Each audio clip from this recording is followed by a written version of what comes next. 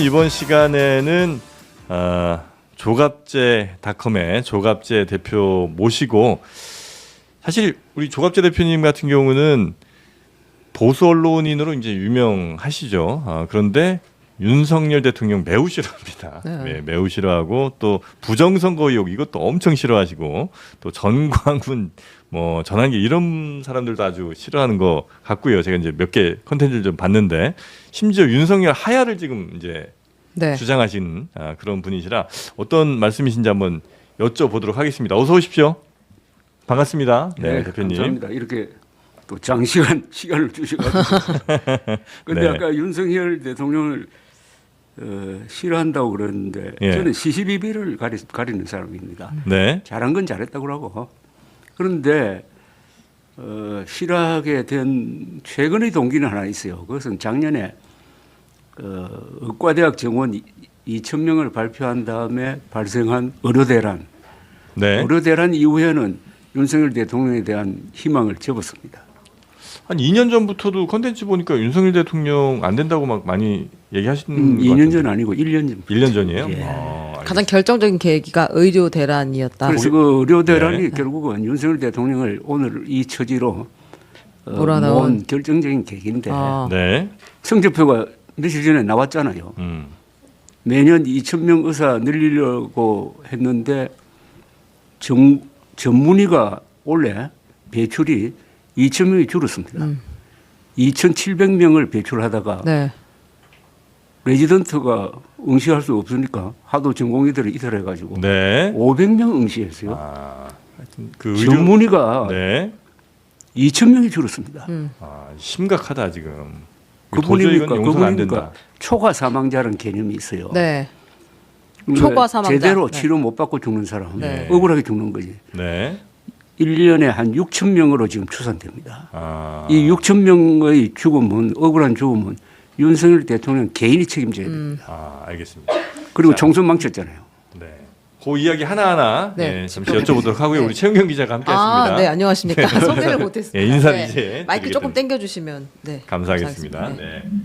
자, 우리 조갑재 대표님과 함께 하나하나 좀 살펴볼 텐데, 최근에 이야기부터 좀 한번 가보도록 하죠. 일단 하야하는 것이 보수에게 도움이 된다, 이런 이제 취지의 말씀을 해주신 거죠?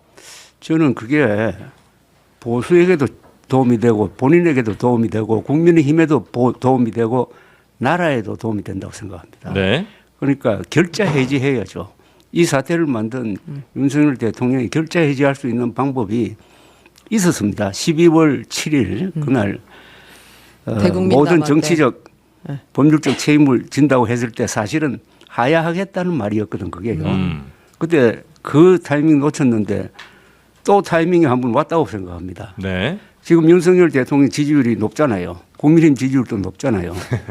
이럴 때 물러나면은 오히려 무슨 인기도 얻을 수 있고. 하야는 할 수 있어요? 저는 할 수 있다고 봅니다. 재판 중인데 할 수 있다고 봐요. 그거는 지금 여러 법률적인 쟁점이 있는데 거기는 국회법 따져봐도 본인이 정치적 결단으로서 하면은 그걸 받아줘야 된다고 생각합니다.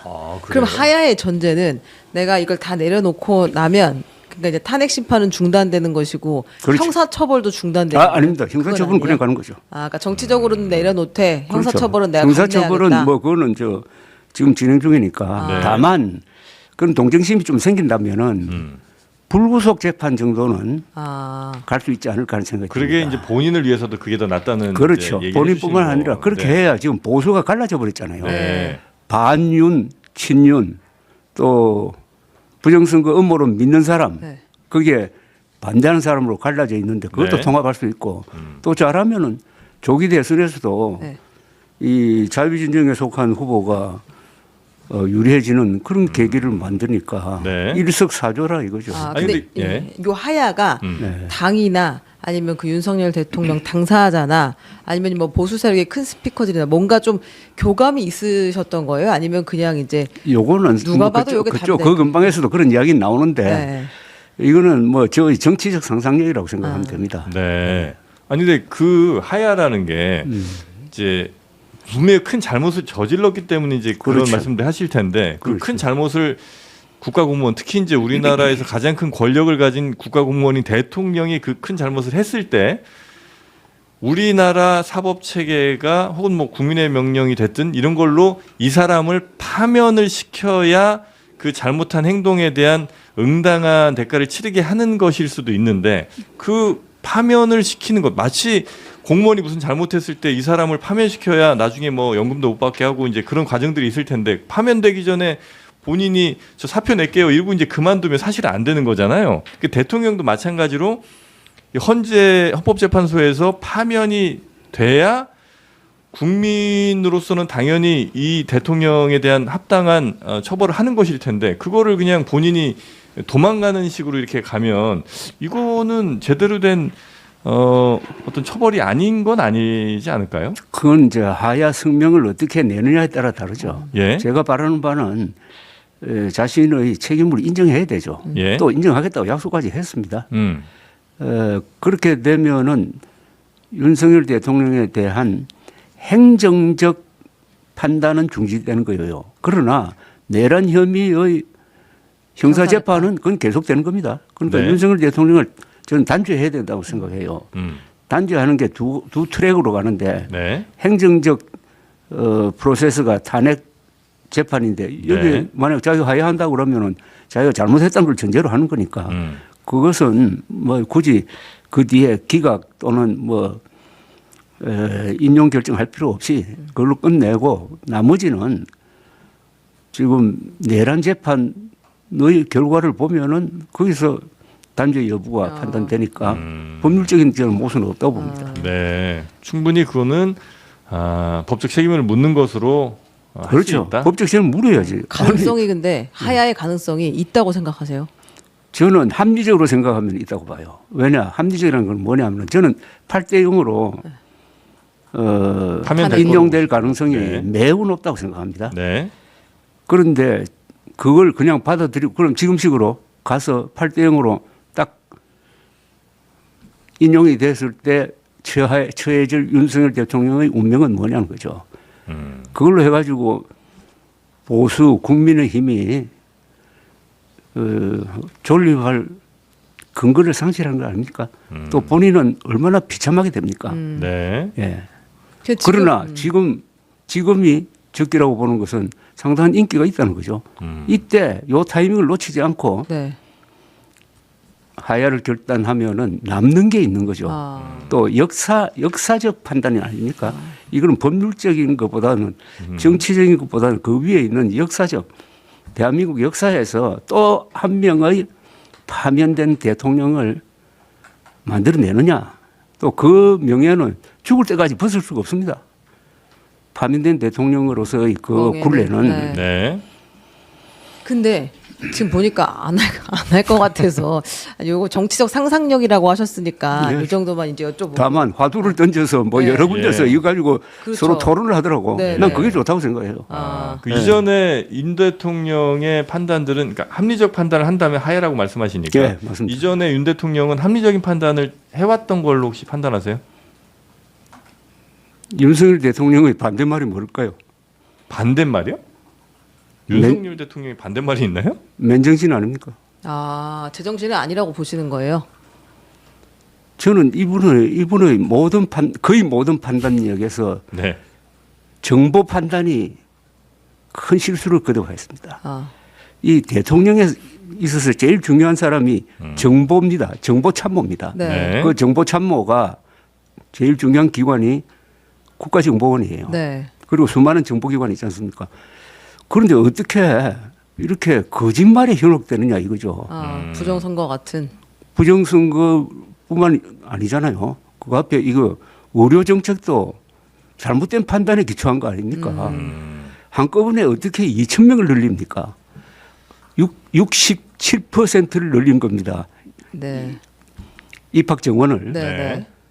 아니 어떤 회사에서 입사 인원을 67% 늘려버리면은 그 회사 제대로 돌아갈 수가 있습니까? 도대체 이 판단 기준이 어디냐는 겁니다. 과학적 근거가 있다. 뭐 OECD 자료 되었지만은 나중에 보니까 다 사실과 다릅니다. 네, 네. 그 다음에 부산 엑스포. 네.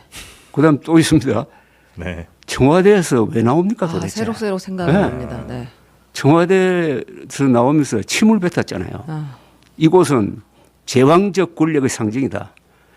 이건 한국 현대사에 대한 모독이죠.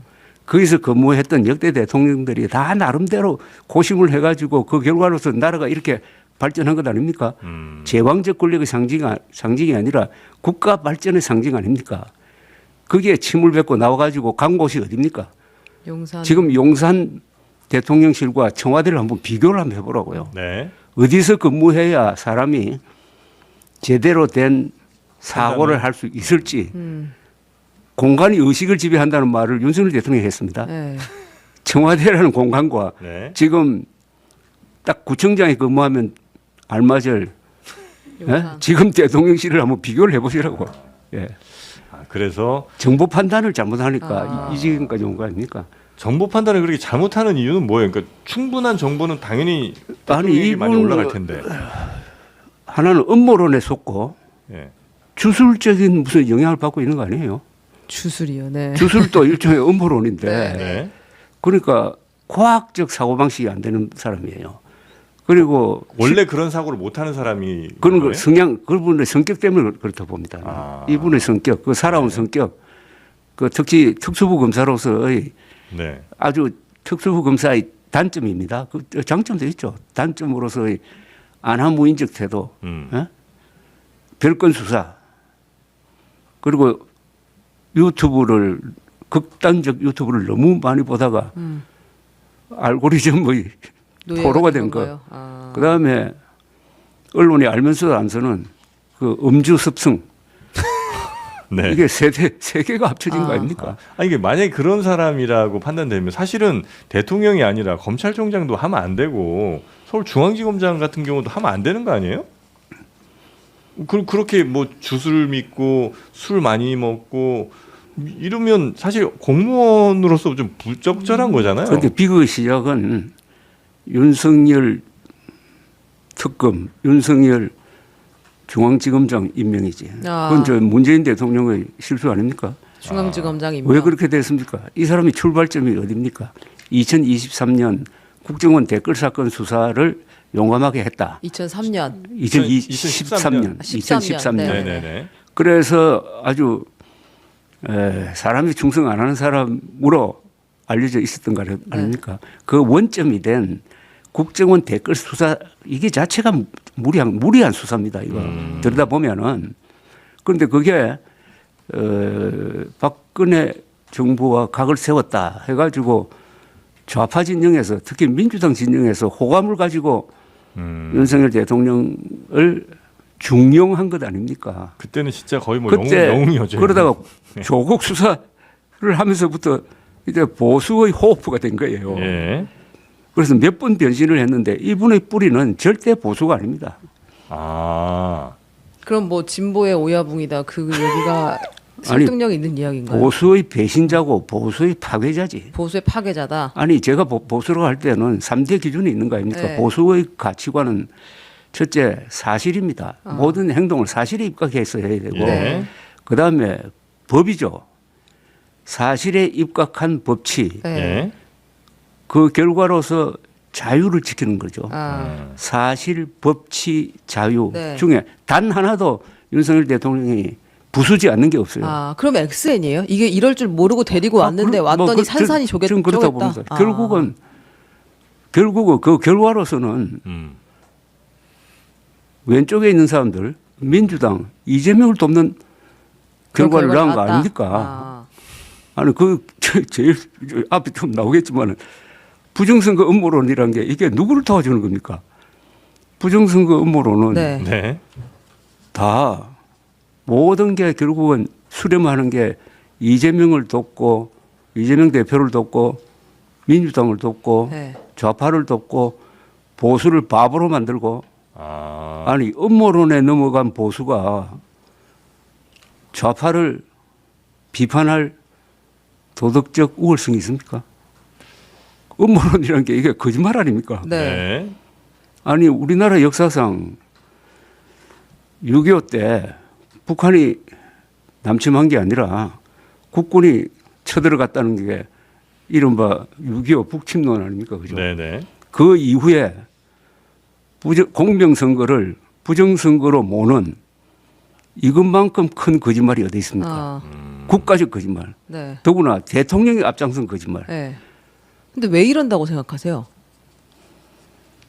뭐 맨정신이 아니니까. 맨정신이 아니다. 핵심은 맨정신이 아니다. 이걸 깔고 우리가 얘기를 해야 되는 건가요? 그렇죠. 지금? 아니, 그럼 지금 부정선거를 의심하는 혹은 부정선거에 대해서 많이 경도된 분들이 꽤 있잖아요. 꽤 짓는 정도가 아니고 네. 왜 그런 거예요, 이분들은? 우리 보수의 반 이상이고 네. 전체 유권자의 30% 이상이라는 통계가 있습니다. 그러니까 왜 그런 건가요? 그 조갑자 TV 그 시청자들이 다 빠져나간 거 아니에요 지금? 이거는 간단해요. 네. 왜 이렇게 했어요? 이것은 윤석열 대통령 때문입니다. 최근의 음모론은 전적으로 윤석열 대통령 한 사람 때문입니다. 왜냐? 작년 총선으로 부정선거 음모론이 일단 정리가 되었습니다. 왜 정리가 되었느냐? 작년 총선 때 예? 원래 우리나라 이 선거 개표가 전자개표가 아니거든요. 네. 이거 수개표입니다. 네, 네. 예.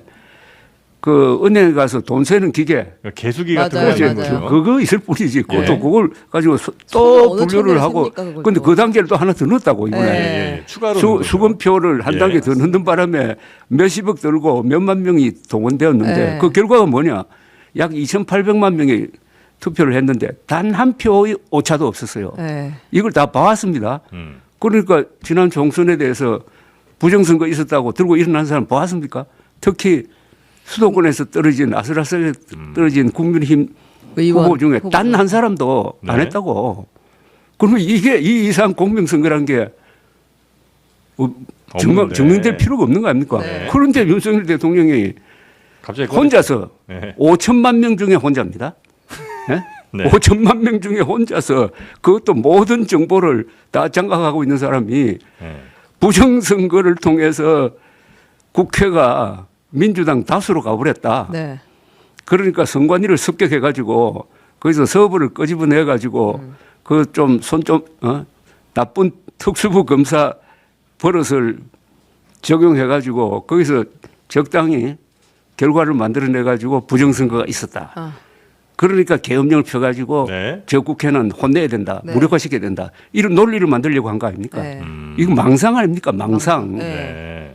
근데 이제 윤석열 대통령이 왜 이런 망상에 빠졌느냐? 근데 지금 말씀하신 거는 이제 맨정신이 일단은 아니다. 그리고 이제 유튜브를 많이 봤다. 그리고 이상해진 게 술을 많이 마셨다. 지금 이렇게 정리를 하셨잖아요. 근데 그 대통령이 믿는다고 해서 지지층이 막 30%가 부정선거는 정말 있을 것이다라고 믿는다는 것도 잘 이해가 안 돼요. 아니 이 작년 총선을 통해서 부정선거를 주장하던 사람들이 입을 싹 닫게 됐어요. 정리가 된 거예요? 정리가 된 네. 건데 그런데 이 부정선거 음모론은 이게 일종의 컬트입니다. 사교적 성격이 있거든. 종교적 확신이 있다고요. 네.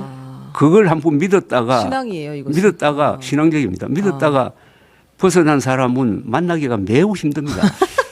한번 넘어가면은 네. 그래서 빠져나오기 어렵군요. 그분들이 네. 이제 할 말이 없으니까 네. 할 말이 없으니까 잠자코 있는데 윤석열 대통령이 구세주처럼 나타나가지고 하니까 뭐 얼마나 말하기 좋습니까? 부흥을 시키고 오죽하면 있구나. 대통령이 네. 정보가 많은 대통령이 오죽하면 저렇겠느냐. 그래가지고 뭐 그 뒤에 일어난 해괴한 낭설들이 많잖아요. 그건 뭐 뭡니까? 그 뭐 다 아시다시피 네. 형상기업 종이와 뭐 아주 중국 못된 개입 언론이 선거. 거짓말을 해가지고 네. 뭐 좀 중국 간첩을 90몇 명을 네, 선관위에다가 뭐 주한미군이 체포를 해가지고 어디로 데려갔다느니 네, 마느냐는. 오키나와. 네. 어? 그리고 요새 또 이상한 사람은 또 자기한테 마음에 안 들으면 무슨 화교로 모는 경향이 있대. 맞습니다. 네. 확인은 이거- 아니시죠? 확인하고 가야 됩니다. 지금 저희. 인종적 반중 선동 아닙니까? 네. 인종적 반중 선동. 이거는 정치적 반중 선동과 달라서 이거는 반인도적 범죄입니다. 이거. 네, 네, 네. 아니 한 국민 전체를 어느 나라 국민 전체를 다 적으로 모는 거는 이거는 히틀러가 유대인을 말살하는 그 선동과 뭐가 다릅니까? 네. 아주 위험합니다. 이거. 아니 근데 그러면 하나만 더 여쭤볼게요. 그럼 국민의힘은 왜 이 부정선거론자들하고 선을 못 긋는 거예요? 국민의힘은 부정선거 부정선거가 음모론이랑 부정선거론이 음모론이라는 걸 일찌감치 알았거든요. 네. 2020년 그때도 그때 김종인 누굽니까? 주호영 원내대표죠. 네. 이런 분들이 아니라고 다 알았다고. 그때 그리고 이제 손을 걷었죠. 아니 예. 문서적으로도 정리를 했어요. 예. 그러나 강력하게 못한 거라. 강력하게 앞으로 부정선거 음모론을 주장하는 사람은 제명하겠다 이 정도로 나왔어야지. 그러다가 그 1년 뒤에 황교안 권한대행이 전 권한대행이 네. 대통령 후보 경선 때 부정선거 음모론자로 돌변해가지고 등장한 겁니다. 네. 네. 그때부터 국민의힘이 잠식당하기 시작했는데 그나마 공식적으로는 넘어간 바 지금까지도 마찬가지입니다. 그런데 요사이 보니까 이제 부정선거 음모론에 편성을 하더라고. 그러니까요. 국민의힘이. 네, 국민의힘이 편성해가지고 부정선거 음모론 명탕으로 근거가 없다 이렇게 딱 부르지게 이야기하지 않고 네. 나도 믿지 않지만 그러나 부정선거 네. 음모론을 그 사람들 입에서는 또 음모론도 안 나와 부정선거 의혹이라고 또 네. 용어가 바뀌어버렸어요. 그러면서 그 사람들을 만족시키기 위해서 선관위가 뭐 리뷰를 해야 된다니만은 예. 하는 이런 아주 기회주의적인 이야기를 하면서 완전히 지금 부정선거 음모론의 후원 세력이 되어버린 거죠. 그러니까 왜요? 한동훈 네. 대표가 있을 때하고 제일 많이 달라진 게 그겁니다. 아, 부정선거론을 보는 태도가 네.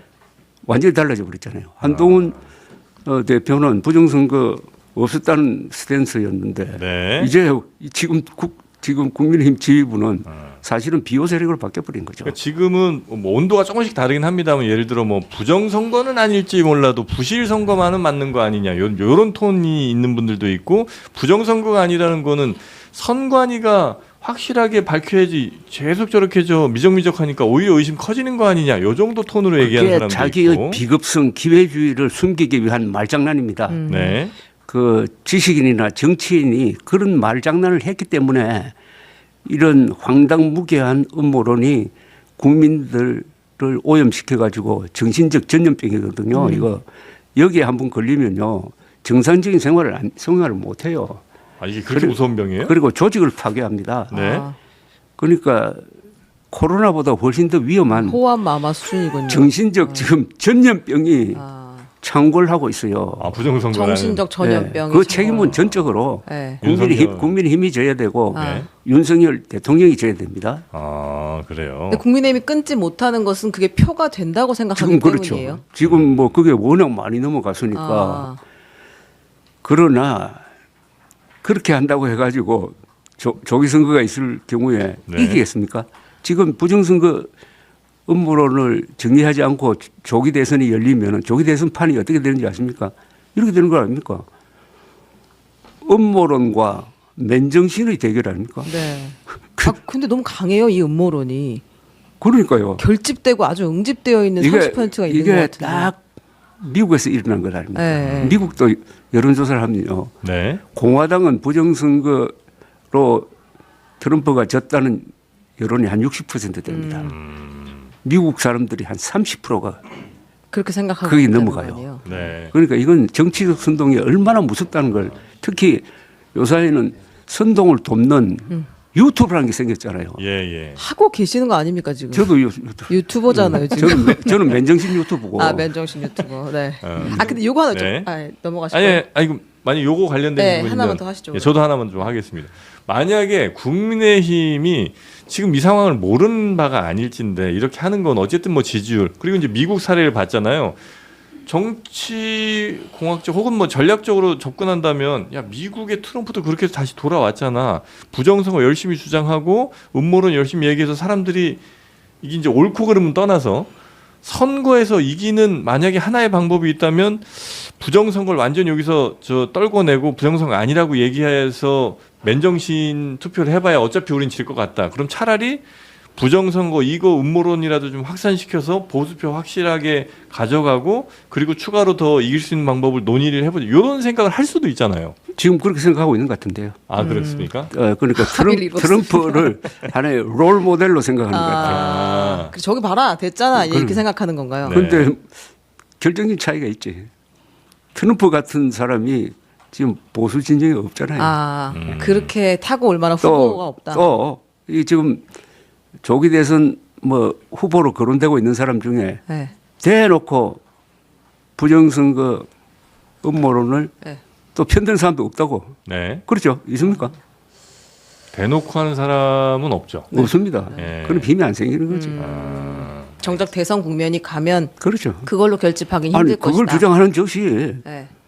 선거에서 지는 거 아닙니까? 선거를 안 해야죠. 그렇게. 어떤 토론회 나가가지고 딱 믿겠으면 물을 하지 거 말아야지 아닙니까? 뭐. 네. 부정선거 음모론 믿습니까? 안 믿습니까? 했을 네. 때 믿는다고 하면 그걸로 끝나는 거 아닙니까? 그러니까 네. 미국 모델은 안 통한다. 안 통한다는 거죠. 네. 하나만 더 여쭤볼게요. 저는 제일 궁금한 것이 이 극우 유튜버의 세계인데 사실은 정신적 지주로서 지금 전광훈 씨가 있고 최근에 떠오르는 전한길 씨가 있는 거잖아요. 이 사람들의 힘은 어디서 오는 거예요? 그는 반 이재명 정서에서 온다고 봅니다. 반 민주당 정서. 미국도 마찬가지 아닙니까? 그러면 미국도 그동안 미국 민주당이 하는 정책, 네. 그걸 뭐 흔히 PC라고 그러잖아요. 예, 예. 그거에 대해서 미국의 보수층, 특히 그 기독교 거부감이 사람들이 크죠. 마음속에 불만이 많았잖아요. 예. 그런데 언론이 계속 민주당 쪽, 리버럴 쪽 이야기를 퍼뜨리고 하니까 말도 못하고 쫙 잠자고 있다가 트럼프 같은 사람이 나와가지고 그걸 정면으로 도전하고 하니까 그쪽으로 쏠린 거하고 비슷한 현상이 벌어지고 있습니다. 그 토양이 네. 토양이 그동안에 우리나라에서 선동은 사실은 좌파가 많이 했잖아요. 광우병 선동, 광우병 선동, 네. 천안함 폭침이 네. 북한 소행이 아니라는 선동 등등 거기에 대한 반작용이 지금 일어나고 있다고 저는 그 현재는 봅니다. 반 이재명 현상으로 지금 전광훈 같은 사람이 힘을 받고 있다고 보시고 그 전에 이제 이재명 대표가 등장하기 전에도 있었잖아요. 이 전광훈 씨는 상당히 오래된 그 보수의 이렇게 심하지는 않았죠. 이 정도는 아니었다. 이렇게 심하지는 않았죠. 지금의 전광훈 혹은 뭐 전한길 강사 등의 사실 이제 제가 동원력이 아는 상당하잖아요. 전광훈 네. 목사는 작년까지는 부정선거 음모론과 거리를 두었던 사람입니다. 그래요? 네. 그럼 이제 올해 대통령의 이런 스탠스를 보고 이제 올해 새로운 현상. 부정선거까지 이제 더한 것이고요.